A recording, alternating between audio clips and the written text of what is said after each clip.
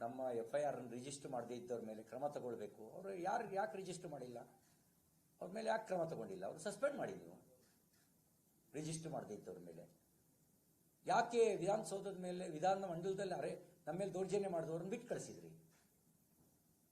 ಅಂದ್ರೆ ನನ್ನ ಮೇಲೆ ಕೊಲೆ ಮಾಡೋದಕ್ಕೆ ಬರೋದು ನಿಮ್ಮ ದೃಷ್ಟಿಯಲ್ಲಿ ಅಪರಾಧ ಅಲ್ವಾ? ಅವ್ರು ಲಕ್ಷ್ಮೀ ಹೆಬ್ಬಾಳ್ಕರ್ ಅವರು PA ಅಂತ ಬಿಟ್ರ, ಅಥವಾ ಅವರು ಕಾಂಗ್ರೆಸ್ ಕಾರ್ಯಕರ್ತರು ಅಂತ ಬಿಟ್ರ? ಇದಾದ ನಂತರ ನಾನು ವಿವಿಧ ನಾಯಕರುಗಳ ಹೇಳಿಕೆಯನ್ನು ನಾನು ಗಮನಿಸಿದೆ. ಮಾನ್ಯ ಮುಖ್ಯಮಂತ್ರಿಗಳ ಹೇಳಿಕೆಯನ್ನು ನಾನು ಗಮನಿಸಿದೆ. ಮುಖ್ಯಮಂತ್ರಿಗಳು ಹೇಳಿದ್ದಾರೆ, ಅವ್ರ ರಕ್ಷಣೆಗಾಗಿಯೇ ನಾವು ರಾತ್ರಿ ಇಡೀ 10-12 ಗಂಟೆ. ಮಾನ್ಯ ಸಿದ್ದರಾಮಯ್ಯವರಿಂದ ಈ ಥರದ ನಿರೀಕ್ಷೆ ಮಾಡಿರಲಿಲ್ಲ. ನನ್ನ ರಕ್ಷಣೆಯನ್ನ ನೀವು ಒಂದು ಜಾಗದಲ್ಲಿ ಇಟ್ಟು ಕೊಡಕ್ಕಾಗಿಲ್ಲ ಅಂದ್ರೆ ನೀವಿನ್ಯಾರ ರಕ್ಷಣೆ ಕೊಡ್ತೀರಿ? ನಾನು ಹೊರಗಡೆ ಇದ್ದೀನಿ, ಹಾಗಾದ್ರೆ ನನ್ನ ರಕ್ಷಣೆ ಎಲ್ಲಿದೆ ಈಗ? ನಿಮ್ಮಿಂದ ಆ ರೀತಿ ಹೇಳಿಕೆಯನ್ನು ನಿರೀಕ್ಷೆ ಮಾಡಿರಲಿಲ್ಲ ನಾನು. ನೀವು ಕಾನೂನು ತಜ್ಞರು, ನೋಟಿಸ್ ಕೊಡದಲ್ಲೇ ಅರೆಸ್ಟ್ ಮಾಡೋದನ್ನು ನೀವು ಸಮರ್ಥನೆ ಮಾಡ್ಕೊಳ್ತೀರಾ? ವಿಧಾನ ಪರಿಷತ್ನಲ್ಲಾದ ಘಟನೆಯ ಸತ್ಯಾಸತ್ಯತೆ ಪರಿಶೀಲನೆ ಮಾಡಿದ್ರೆ ನಿಮ್ಮ ಹತ್ರ FSL ರಿಪೋರ್ಟ್ ಇದೆಯಾ? ನಾನು ಹೆಂಗೆ ಅರೆಸ್ಟ್ ಮಾಡಿದ್ದೀನಿ, ನಾನು ಮಾಡಿದ್ದೀನಿ ಅಂತ? ಪಾಕಿಸ್ತಾನ ಜಿಂದಾಬಾದ್ ಅಂತ ಕೂಗ್ದವ್ರನ್ನ FSL ರಿಪೋರ್ಟ್ ಬರಲಿ, ಮಾಧ್ಯಮದಲ್ಲಿ ಹಂಗೆ ಬರ್ತಾ ಇದೆ, ಆದ್ರೆ ಸತ್ಯಾಸತ್ಯತೆ ತಿಳ್ಕೋಬೇಕಲ್ರಿ, FSL ರಿಪೋರ್ಟ್ ಬರಲಿ ಅಂತ ಹೇಳಿದ್ರಿ. ನನ್ನ ವಿಷಯದಲ್ಲಿ ನೀವು FSL ರಿಪೋರ್ಟ್ ಇದೆಯಾ ನಿಮ್ಮ ಹತ್ರ? ಮತ್ತೆ ನಿಮ್ಮ ನಡವಳಿಕೆ ಹೇಗಿದೆ ಅಂದ್ರೆ, ಅತ್ಯಾಚಾರ ಮಾಡಿದ ದೂರು ದಾಖಲಾಗಿದೆ ನಿಮ್ಮ ಶಾಸಕರ ಮೇಲೆ, ನಿಮ್ಮ ಮಾಜಿ ಸಚಿವರುಗಳ ಮೇಲೆ. ಇವತ್ತಿನವರೆಗೂ ನೀವು ಅವ್ರ ಮೇಲೆ FIR ದಾಖಲಿಸಿ ಅರೆಸ್ಟ್ ಮಾಡಲಿಲ್ಲ. ನನ್ನನ್ನ ಅರೆಸ್ಟ್ ಮಾಡಿದ್ರಿ. ಹಾಗಿದ್ರೆ ನಿಮ್ಮ ಉದ್ದೇಶ ಏನಿತ್ತು? ಮುಖ್ಯಮಂತ್ರಿಗಳು ಕಾನೂನು ತಜ್ಞರಾಗಿ ನೀವು ಆ ರೀತಿ ಹೇಳಿದ್ದು ದುರದೃಷ್ಟಕರ. ಇನ್ನ ಬೆಳಗಾವಿನ ಕಮಿಷನರು ಅವ್ರ ನಡೆ ನಿಗೂಢವಾಗಿತ್ತು, ಭೀಮಾಶಂಕರ್ ನಡೆ ನಿಗೂಢವಾಗಿತ್ತು, ನನ್ನ ಜೊತೆ ಯಾರು ಅಧಿಕಾರಿಗಳಿದ್ರು ಅವ್ರ ನಡೆ ನಿಗೂಢವಾಗಿತ್ತು. ಪೊಲೀಸ್ ಅಧಿಕಾರಿಗಳು ನನ್ನ ಮೇಲೆ ದೌರ್ಜನ್ಯ ಆಗಿದೆ, ಮಾನವ ಹಕ್ಕಿನ ಉಲ್ಲಂಘನೆ ಆಗಿದೆ. ಇವರೆಲ್ಲರ ಕಾಲ್ ರೆಕಾರ್ಡ್ ಅನ್ನ ಪರಿಶೀಲನೆ ಮಾಡಬೇಕು, ನ್ಯಾಯಾಂಗ ತನಿಖೆ ಆಗಬೇಕು. ನ್ಯಾಯಾಂಗ ತನಿಖೆಯಾಗಿ ಯಾರ ಜೊತೆ ಇವರು ಮಾತಾಡ್ತಿದ್ರು? ಮುಖ್ಯಮಂತ್ರಿಗಳು ಡೈರೆಕ್ಷನ್ ಕೊಡ್ತಿದ್ರು, ಉಪಮುಖ್ಯಮಂತ್ರಿಗಳು ಡೈರೆಕ್ಷನ್ ಕೊಡ್ತಿದ್ರು. ನನ್ನ ಆರೋಪ ಫೋನ್ ಟ್ಯಾಪಿಂಗ್ ಮಾಡಿಸ್ತಾ ಇದ್ದಾರೆ. ಇದ್ರ ಬಗ್ಗೆಯೂ ತನಿಖೆ ಆಗಬೇಕು. ಯಾಕೆಂದ್ರೆ ನಾನು ಕೆಲವು ಮಾತಾಡಿದ್ದು ಇನ್ನೊಬ್ರು ಯಾರೋ ಡೈರೆಕ್ಷನ್ ಕೊಟ್ಟಿದ್ರು, ಅವನಿಲ್ಲಿ ಹಿಂಗೆ ಹೇಳ್ತಾ ಇದ್ದಾನೆ ನೋಡು, ಅವನೇ ಫೋನ್ನಲ್ಲಿ ಮಾತಾಡ್ತಾ ಇದ್ದಾನೆ, ಫೋನಲ್ಲಿ ಯಾಕೆ ಮಾತಾಡಕ್ ಬಿಟ್ಟಿದ್ದೀರಿ ಅಂತ ಡೈರೆಕ್ಷನ್ ಕೊಡ್ತಾ ಇದ್ರು. ಅದು ನನಗೆ ಕೇಳ್ತಾ ಇತ್ತು. ಕೊನೆಗೆ ಅವ್ರು ಗುಟ್ಟಿನಲ್ಲಿ ಮಾತಾಡೋಕೆ ಶುರುವಾದ್ರು, ಇಳಿದೋಗಿ ಮಾತಾಡೋಕೆ ಶುರುವಾದ್ರು. ನನ್ನ ಫೋನ್ ಟ್ಯಾಪಿಂಗ್ ಆಗದೇ ಇದ್ರೆ ಹೊರಗಡೆ ಇರೋರಿಗೆ ನಾನು ಫೋನ್ನಲ್ಲಿ ಮಾತಾಡೋದು ಹೆಂಗೆ ಗೊತ್ತಾಗತ್ತೆ? ಹಾಗಾಗಿ ಫೋನ್ ಟ್ಯಾಪಿಂಗ್ ಆಗ್ತಾ ಇದೆ. ಇದ್ರ ಬಗ್ಗೆಯೂ ಕೂಡ ತನಿಖೆ ಆಗಬೇಕು ಅಂತೇಳಿ ಆಗ್ರಹಿಸ್ತೇನೆ. ಇನ್ನು ಉಪಮುಖ್ಯಮಂತ್ರಿಗಳು ಒಂದು ಮಾತು ಹೇಳಿದ್ದಾರೆ, ಅದು ಲಕ್ಷ್ಮೀ ಹೆಬ್ಬಾಳ್ಕರ್ ಏರಿಯಾ ಜೀವಂತ ಬಿಟ್ಟಿದ್ದೇ ಪುಣ್ಯ. ನಾನು ಕರ್ನಾಟಕದ ನಂದನವನದಲ್ಲಿದ್ದೀನಿ ಅಂತ ಅನ್ಕೊಂಡಿದ್ದೀನಿ. ಬನಾನಾ ರಿಪಬ್ಲಿಕ್ ಅಲ್ಲಿ ಇದೀವಿ ಅಂತ ನಾವು ಅನ್ಕೊಂಡಿಲ್ಲ. ಬಟ್ ಉಪಮುಖ್ಯಮಂತ್ರಿಗಳ ಮಾತು, ಬೆಳಗಾವಿ ಅಂದ್ರೆ ಅದೊಂದು ಬನಾನಾ ರಿಪಬ್ಲಿಕ್, ಕನಕಪುರ ಅನ್ನೋ ಒಂದು banana republic, Karnataka banana republic ಅಂದ್ರೆ ಯಾರನ್ನ ಏನ್ ಬೇಕಾದ್ರೂ ಮಾಡಿಬಿಡ್ಬೋದಾ?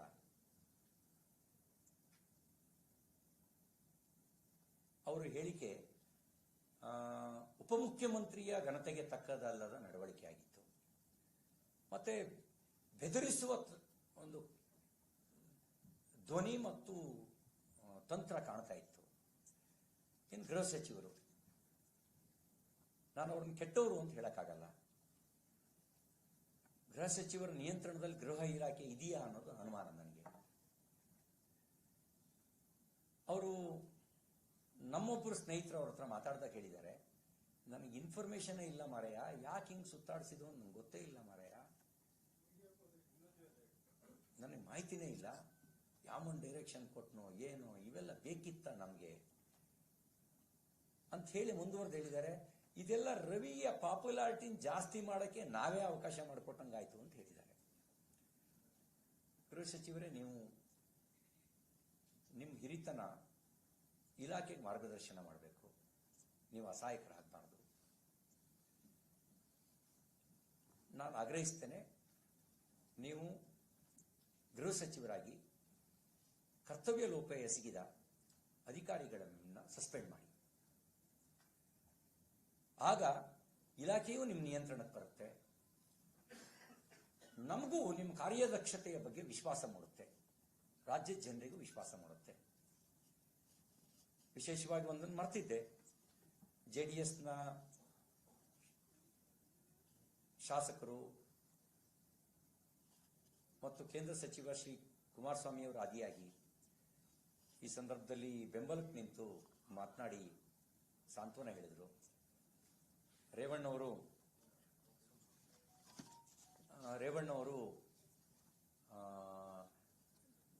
ನನಗೂ ಹಿಂಗೆ ಮಾಡಿದ್ರು, ಏಕಾಏಕಿ ಎತ್ಕೊಂಡೋದ್ರು, ನಿನಗೂ ಹಂಗೆ ಮಾಡಿದ್ದಾರೆ, ನನ್ನ ಮೇಲಿನ ದೂರೇ ಅಲ್ಲ ಅದು ನನ್ನನ್ನು ಹಂಗೆ ಮಾಡಿದ್ರು, ಧೈರ್ಯವಾಗಿರು ಅಂತ ಹೇಳಿದ್ರು.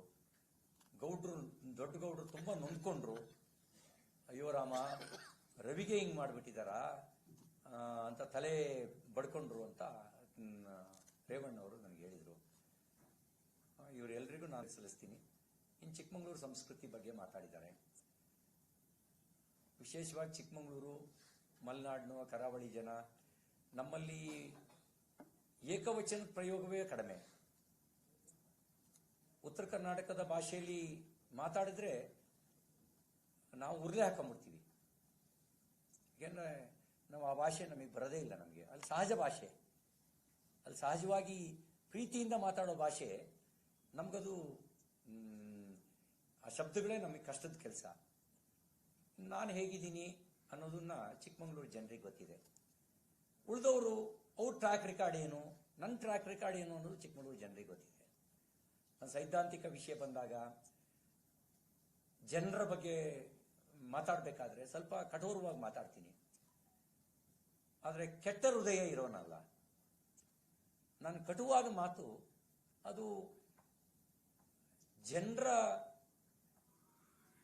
ಕಷ್ಟಕ್ಕೆ ಸ್ಪಂದಿಸಬೇಕು ಅನ್ನೋ ಸಂದರ್ಭದಲ್ಲಿ, ರಾಷ್ಟ್ರಹಿತದ ಪ್ರಶ್ನೆ ಬಂದಾಗ ಮಾತು ಕಟುವಾಗಿರುತ್ತೆ. ಇವತ್ತಿನವರೆಗೂ ಯಾರಿಗೂ ನಾನು ಕೆಟ್ಟದ್ದು ಮಾಡಿಲ್ಲ, ಕೆಟ್ಟದ್ದು ಬಯಸೂ ಇಲ್ಲ. ಹಾಗಾಗಿ ನಾನು ಯಾರಿಗೂ ಕೆಟ್ಟದ್ದು ಬಯಸೋದಿಲ್ಲ. ನನಗೆ ಯಾಕೆ ಕೆಟ್ಟದ್ದು ಬಯಸಿರೋ ನಂಗೆ ಗೊತ್ತಿಲ್ಲ. ನಮ್ಮ ರಾಜಕೀಯ ವಿರೋಧಿಗಳು ಕೂಡ ನನ್ನನ್ನು ಕೆಟ್ಟ ಮನುಷ್ಯ ಅಂತ ಚಿಕ್ಕಮಗಳೂರಲ್ಲಿ ಅಂದಿಲ್ಲ. ರಾಜಕೀಯವಾಗಿ ವಿರೋಧ ಮಾಡಿದ್ದಾರೆ, ಆದರೆ ರವಿ ಕೆಟ್ಟ ಮನುಷ್ಯ ಅಂತ ಅಂದಿಲ್ಲ. ಆದರೆ ಈಗ ಇವರೆಲ್ಲ ಸಂಸ್ಕೃತಿ ಬಗ್ಗೆ ಮಾತಾಡಿದ್ದಾರೆ. ಚಿಕ್ಕಮಗಳೂರಿನ ಸಂಸ್ಕೃತಿ ಮತ್ತು ನನ್ನ ಸಂಸ್ಕೃತಿ ಎರಡು ಕೆಟ್ಟ ಸಂಸ್ಕೃತಿ ಅಲ್ಲ. ನನ್ನ ಟ್ರ್ಯಾಕ್ ರೆಕಾರ್ಡನ್ನು ಚಿಕ್ಕಮಗಳೂರು ಜನ ನೋಡಿದ್ದಾರೆ, ನಿಮ್ಮ ಟ್ರ್ಯಾಕ್ ರೆಕಾರ್ಡ್ನ ನಿಮ್ಮ ಭಾಗದ ಜನ ನೋಡಿದ್ದಾರೆ. ನಾನು ಜನರಿಗೆ ಬಿಡ್ತೀನಿ ಅಂತ ಹೇಳಿ ಇಷ್ಟು ವಿಷಯವನ್ನು ಸಂಕ್ಷಿಪ್ತವಾಗಿ ಹೇಳಿದ್ದೀನಿ.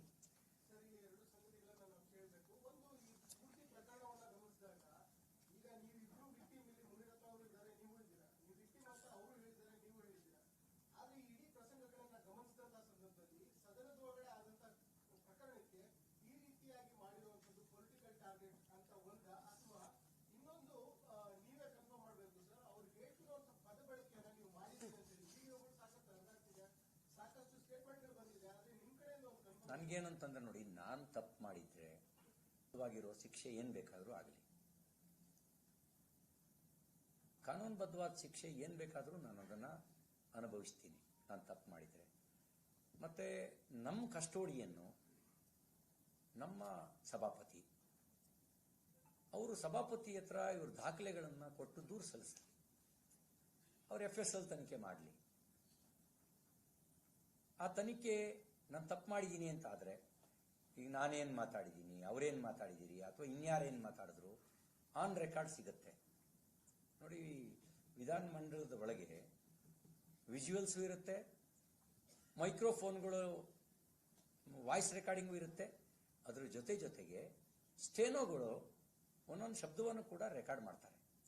ಅನ್ಪಾರ್ಲಿಮೆಂಟರಿ ಇದ್ದದನ್ನ ಅವರು ಸಭಾಧ್ಯಕ್ಷರ ಗಮನಕ್ಕೆ ತಂದು ಅದನ್ನು ಕಡತದಿಂದ ತೆಗೆದುಹಾಕೋದು ಮತ್ತು ಅವಹೇಳನಕಾರಿಯಾಗಿ ಮಾತಾಡಿದರೆ ಅವ್ರ ಮೇಲೆ ಕ್ರಮ ಕೈಗೊಳ್ಳುವಂಥ ಅಧಿಕಾರ ಇರತಕ್ಕಂಥ ಸಭಾಧ್ಯಕ್ಷರಿಗೆ ಸಂವಿಧಾನ ಮಂಡಳದೊಳಗೆ ಕ್ರಿಮಿನಲ್ ಆಗಿ ನಡ್ಕೊಂಡಿದ್ರೆ ಕ್ರಮ ತೆಗೆದುಕೊಳ್ಳುವಂತೆ ಸಂಬಂಧಪಟ್ಟವರಿಗೆ ಸೂಚಿಸುವ ಅಧಿಕಾರ ಇರೋದು ಸಭಾಪತಿಗಳಿಗೆ. ಕಾನೂನು ಕೈ ತೆಗೆದುಕೊಳ್ಳುವ ಅಧಿಕಾರ ಅಥವಾ ಬೆದರಿಕೆ ಹಾಕುವಂಥ ಅಧಿಕಾರ ಮಂತ್ರಿಗಳಿಗೆ ಕೊಟ್ಟಿಲ್ಲ, ಉಪಮುಖ್ಯಮಂತ್ರಿಗಳಿಗೆ ಕೊಟ್ಟಿಲ್ಲ. ನೀವು ವಿಜುವಲ್ಸ್ ನೋಡಿ, ನೀವು ಉಪಮುಖ್ಯಮಂತ್ರಿಗಳು ಮಾತಾಡಿರೋ ವಿಜುವಲ್ಸು, ಕೈ ತೋಳೇರಿಸಿರೋ ವಿಜುವಲ್ಸು ಇದೆಯೋ ಇಲ್ವೋ ನೋಡಿ. ಚಂದ್ರರಾಜ್ ಹಟ್ಟಿಹೊಳಿ ಹೊರಗೆ ಬಾ, ನಿನ್ನ ನೋಡ್ಕೊಳ್ತೀವಿ, ನಿನ್ನ ಗತಿ ಕಾಣಿಸ್ತೀವಿ ಅಂತ ಹೇಳಿರುವಂಥ ಆಡಿಯೋ ವಿಡಿಯೋ ಇದೆಯೋ ಇಲ್ವೋ ನೋಡಿ. ನನ್ನ ತಾಯಿ, ನನ್ನ ಅಕ್ಕ, ನನ್ನ ಹೆಂಡತಿ ಬಗ್ಗೆ ಮಾತನಾಡಿದ ಅವರ ಆಡಿಯೋ ವಿಡಿಯೋ ಇದೆಯೋ ಇಲ್ಲೋ ಅಂತ ನೋಡಿ. ಇದ್ರ ಮೇಲೆ ನನ್ನ ತಪ್ಪಿಗೆ ನನಗೆ ಶಿಕ್ಷೆ ಆಗಲಿ, ಯಾರು ತಪ್ಪು ಮಾಡಿದ ಅವ್ರಿಗೆ ಶಿಕ್ಷೆ ಆಗಲಿ.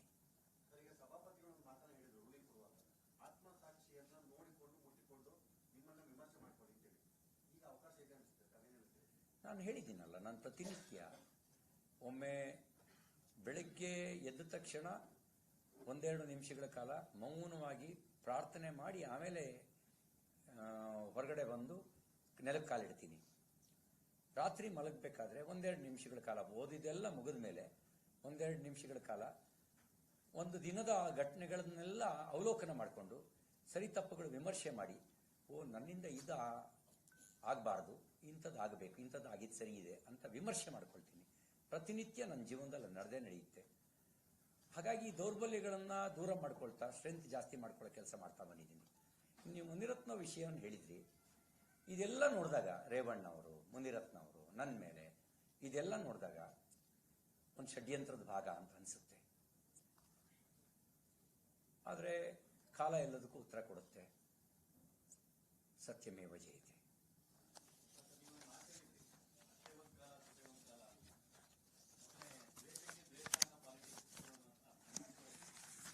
ನನ್ನ 20 ವರ್ಷದ ಅಧಿಕಾರದ ರಾಜಕಾರಣದಲ್ಲಿ ನನ್ನ ಸಾರ್ವಜನಿಕ ಜೀವನಕ್ಕೆ 40 ವರ್ಷ ಆಗಿದೆ. ನಾನು ವಿದ್ಯಾರ್ಥಿ ದಶೆಯಿಂದಲೇ, ಈಗ ನನಗೆ 58 ವರ್ಷ, ವಿದ್ಯಾರ್ಥಿ ದಶೆಯಿಂದಲೇ ಸಾರ್ವಜನಿಕ ಜೀವನಕ್ಕೆ ಬಂದವನು. ಸಾರ್ವಜನಿಕ ಜೀವನಕ್ಕೆ ಬಂದವನು ಅಧಿಕಾರದ ರಾಜಕಾರಣಕ್ಕೆ 20 ವರ್ಷ. ನಾನು ಯಾರಿಗಾರು ಸೇಡು ಮಾಡಿದ್ದೀನ ಅಂತ ಕೇಳಿ, ಕೆಟ್ಟದ್ದು ಮಾಡಿದ್ದೀನ ಅಂತ ಕೇಳಿ. ನಾವು ಕಾಂಗ್ರೆಸ್ನವರಿಂದ ಕಲಿಬೇಕು ಅಧಿಕಾರದ ಬಳಕೆಯನ್ನು ಹೇಗೆ ಮಾಡ್ಕೊಳ್ಬೇಕು ಅಂತ. ಆ ಕಾರಣದಲ್ಲಿ ಅತ್ತೆಗೊಂದು ಕಾಲ, ಸೊಸೆಗೊಂದು ಕಾಲ ಅಂತ ಹೇಳಿದ್ದೀನಿ.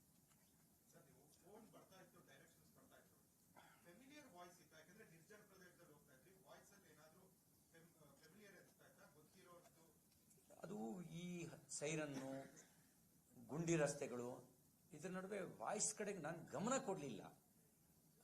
ಕೆಲವೊಮ್ಮೆ ಹೆಸರುಗಳು ಬರ್ತಾ ಇತ್ತು, ಓದಕ್ಕಾಗ್ತಿರ್ಲಿಲ್ಲ. ಕೆಲವೊಮ್ಮೆ ಹೆಸರು ಬರ್ತಿರ್ಲಿಲ್ಲ ಅವ್ರದ್ದು. ಸುಮ್ಮನೆ ನಾನು ಎಡಬಲ ಕಣ್ಣಿಂಗ ಆಡಿಸ್ತಾ ಇದ್ದೆ. ಅವ್ರು ನಾನು ನೋಡ್ತಾ ಇದ್ದೀನಿ ಅಂತ ಹಿಂಗೆ ತಿರ್ಸ್ಕೊಳ್ಳೋರು, ಫೋನ್ನ ಇಳಿದೋಗಿ ಮಾತಾಡೋರು. ಆದರೆ 10, 15 ನಿಮಿಷ, 20 ನಿಮಿಷಕ್ಕೆ ಫೋನ್ಗಳು ಬರ್ತಾನೆ ಇರ್ತಿತ್ತು. ವಾಕಿಯ ಡೈರೆಕ್ಷನ್ ಕಡಿಮೆ ಇತ್ತು. ಯಾಕೆಂದ್ರೆ ವಾಕಿ ಡೈರೆಕ್ಷನ್ ಇದ್ರೆ ಒಂದು ಅಲ್ಲಿ ರೆಕಾರ್ಡ್ ಆಗತ್ತೆ, ಎರಡನೇದು ನನಗೂ ಕೇಳುತ್ತದೆ ವಾಕಿಯಿಂದ ಬರೋದು. ವಾಕಿ ಡೈರೆಕ್ಷನ್ ಕಡಿಮೆ ಇತ್ತು. ವೆರಿ ರೇರ್ ವಾಕಿ ಡೈರೆಕ್ಷನ್. ಇನ್ನು ಉಳಿದಿದ್ದೆಲ್ಲ ಫೋನ್ ಮೂಲಕನೇ ಡೈರೆಕ್ಷನ್. ಕೆಲವೊಮ್ಮೆ ನೇಮು ಓದಕ್ಕಾಗ್ತಿರ್ಲಿಲ್ಲ, ಕೆಲವೊಮ್ಮೆ ಹೆಸರಿಲ್ಲದೆ ಇರೋದು. ಅದಕ್ಕೆ 2 3 ಫೋನು ರಿಂಗ್ ಆಗ್ತಿತ್ತು. ನಮ್ಮ ಹತ್ರ ಇದ್ದಂಥ ಅಧಿಕಾರಿಗಳು 2 3 ಫೋನ್ ಇಟ್ಕೊಂಡಿದ್ರು. ಹಾಗಾಗಿ ಖಾಸಗಿ ಫೋನ್ಗಳು, ಅವ್ರ ಅಫಿಷಿಯಲ್ ಫೋನು, ಎರಡನ್ನೂ ಕಾಲ್ ರೆಕಾರ್ಡ್ನ ಚೆಕ್ ಮಾಡಬೇಕು. ಮತ್ತು ನಾನು ಎಲ್ಲೆಲ್ಲಿ ಓಡಾಡಿದೆ ಅನ್ನೋದು ಏನೋ ಹೇಳ್ತಾರೆ, ಅದಕ್ಕೆ ರೆಕಾರ್ಡ್ ಅಲ್ಲ, GPS. ಅದ್ರ ಜೊತೆಗೆ ಇದರಲ್ಲಿ ಇರುತ್ತಲ್ಲ, ಏನು ಮೊಬೈಲ್ ಟವರ್ನಲ್ಲಿ CDR. ನನ್ನ CDR ಇದ್ರೆ ಉಳಿದವ್ರ CDR ಸಿಕ್ಬಿಡುತ್ತೆ. ನನ್ನ CDR ಟ್ರ್ಯಾಕ್ ಆಗುತ್ತೆ, ಯಾರ್ಯಾರು ಫೋನ್ ಇತ್ತು ಆ ಟೈಮಲ್ಲಿ ಅಂತ. ಅದನ್ನೆಲ್ಲ ನ್ಯಾಯಾಂಗ ತನಿಖೆ ನಡೆದರೆ ಸತ್ಯಾಸತ್ಯತೆ ಹೊರಗೆ ಬರುತ್ತೆ. ತಪ್ಪು ಮಾಡೋದವ್ರಿಗೆ ಶಿಕ್ಷೆ ಆಗಬೇಕು.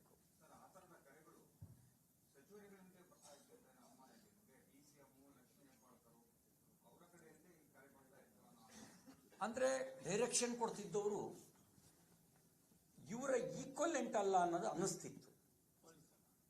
ಅಂದ್ರೆ ಈಗ ಈ DYSP ಇದ್ದಾರೆ ಅಂದ್ರೆ ಸ್ವಾಭಾವಿಕವಾಗಿ ಅವರು ಏಕವಚನದಲ್ಲಿ ಮಾತಾಡ್ಕೊಳ್ತಾರೆ. ಇವ್ರು ಸರ್ ಸರ್ ಸರ್ ಸರ್ ಅಂತಿದ್ರು. ಅಂದ್ರೆ ಅದು ಸೀನಿಯರ್ ಆಫೀಸರ್ ಇರಬೇಕು ಅಥವಾ ಮಂತ್ರಿ ಇರಬೇಕು.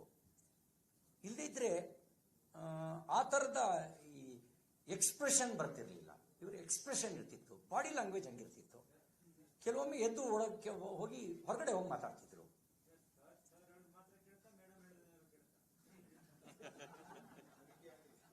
ಇಳಿದು ಹೋದಾಗ ಏನ್ ಬಂದಿದೆ ಅಂತ ಗೊತ್ತಿಲ್ಲ ನನಗೆ, ತನಿಖೆಯಲ್ಲಿ ಗೊತ್ತಾಗತ್ತೆ. ನೋಡಿ, ನಾನು ಹೇಳಿದಂದ್ರೆ ನನಗನ್ಸೋದು ಎಲ್ಲರ ಕಾಲ್ ರೆಕಾರ್ಡ್ ಚೆಕ್ ಮಾಡಲಿ, ಯಾರು ಮಾಡಿದ್ದಾರೆ ಅಂತ ಗೊತ್ತಾಗುತ್ತೆ, ಏನ್ ಹೇಳ್ತಾ ಇದ್ರು ಅಂತ ಗೊತ್ತಾಗುತ್ತೆ. ಯಾಕೆ ಹಿಂಗ್ ನಡೆಸ್ಕೊಂಡ್ರು, ಯಾಕೆ ಹಿಂಗ್, ನಾನು ಕ್ರಿಮಿನಲ್ಲ, ನಾನು ಆತಂಕವಾದಿನ, ನಾನು ಪ್ರಜಾಪ್ರಭುತ್ವದ ಮೇಲೆ ನಂಬಿಕೆ ಇಟ್ಟವನು, ಕೇಸ್ ನನಗೆ ಹೊಸ್ತಲ್ಲ, ಜೈಲು ನನಗೆ ಹೊಸ್ತಲ್ಲ. ನಾನು MLA ಆಗಕ್ಕೆ ಮುಂಚೆ ಹತ್ತತ್ರ 50ಕ್ಕೂ ಹೆಚ್ಚು ಕೇಸ್ಗಳನ್ನ ಎದುರಿಸಿದವನು, ವರ್ಷಕ್ಕೆ 3 ಸರಿ 4 ಸರಿ ಜೈಲಿಗೆ ಹೋಗಿ ಬರ್ತಿದ್ದವನು, ಬಹುತೇಕ ಸಮಯವನ್ನು ಕೋರ್ಟ್ನಲ್ಲೇ ಕಳೆದವನು. ಆದ್ರೆ ಯಾಕೆ ಹಿಂಗ್ ಮಾಡಿದೆ, ಈಗ ಯಾವ ಉದ್ದೇಶಕ್ಕೆ ಮಾಡಿದ್ರು, ಅದಕ್ಕೆ ನಾನು ನಿಗೂಢ ಅಂದೆ. ನಾನು ಹೇಳ್ಬೋದಿತ್ತು ನಾನು ಕೊಲೆ ಮಾಡಕ್ಕೆ ಮಾಡಿದ್ದಾರೆ ಅಂತ ಹೇಳಿ. ಅವ್ರ ಜವಾಬ್ದಾರಿ ಇದೆ. ಈಗ ಥ್ರೆಟ್ ಹಾಕಿದ್ದಾರೆ, ಬೆಳಗಾವಿಗೆ ಬಂದ್ರೆ ಬದುಕು ಹೋಗಿದ್ದೇ ಕಷ್ಟ ಅಂತಾರೆ. ನಾನು ಬೆಳಗಾವಿಗೆ ಹೋಗದೆ ಇರಕ್ಕಾಗಲ್ಲ, ಹೋಗ್ಲೇಬೇಕು. ಆಮೇಲೆ ಕೆಲವರು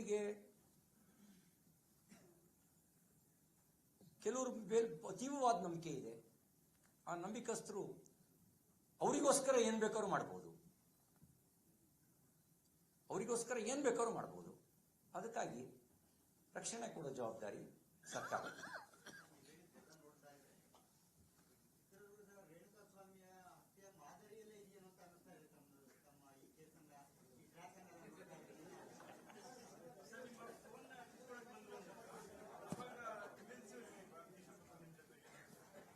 ಕೇಶವ ಪ್ರಸಾದ್ ಇದ್ದಾಗಲೂ ಕಿತ್ಕೊಳಕ್ ಬಂದ್ರು. ಅದಕ್ಕಿಂತ ಮುಂಚೆ 3.25 ಗಂಟೆಗಳ ಕಾಲ ಕೇಶವ ಪ್ರಸಾದ್ ಜೊತೆಗಿರ್ಲಿಲ್ಲ. ಹೌದು 3.25 ಗಂಟೆಗಳ ಕಾಲ ಕೇಶವ ಪ್ರಸಾದ್ ಇರಲಿಲ್ಲ. ಕೇಶವ ಪ್ರಸಾದ್ ಎದುರುಗಡ್ಲೂ ಇದು ನಡೀತು, ಕೇಶವ ಪ್ರಸಾದ್ ಇಲ್ಲದೆ ಇದ್ದಾಗಲೂ ನಡೀತು. ನಾನು ನಿಮ್ಗೆ ಅಂತ ಹೇಳೋದೇನು ಅಂದ್ರೆ, ನಾನು ಒಂದು ರೀತಿ ಈ ಕಾಂತಾರದ ದೈವದ ರೀತಿಯಲ್ಲಿ ಕೆಲವೊಮ್ಮೆ ಮೈ ಮೇಲೆ ಆವೇಶದಿಂದನೂ ವರ್ತನೆ ಮಾಡಿದೆ. ಹಂಗಾಗಿ ಫೋನ್ ಕಿತ್ಕೊಳ್ಳೋಕ್ಕಾಗಿಲ್ಲ.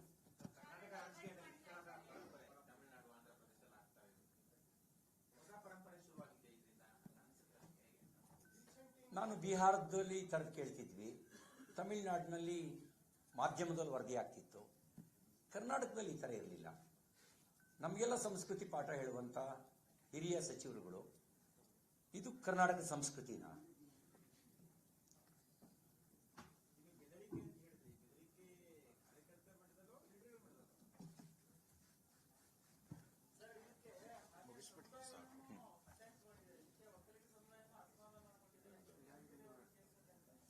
ನೋಡಿ, ನಾನು ಇದನ್ನ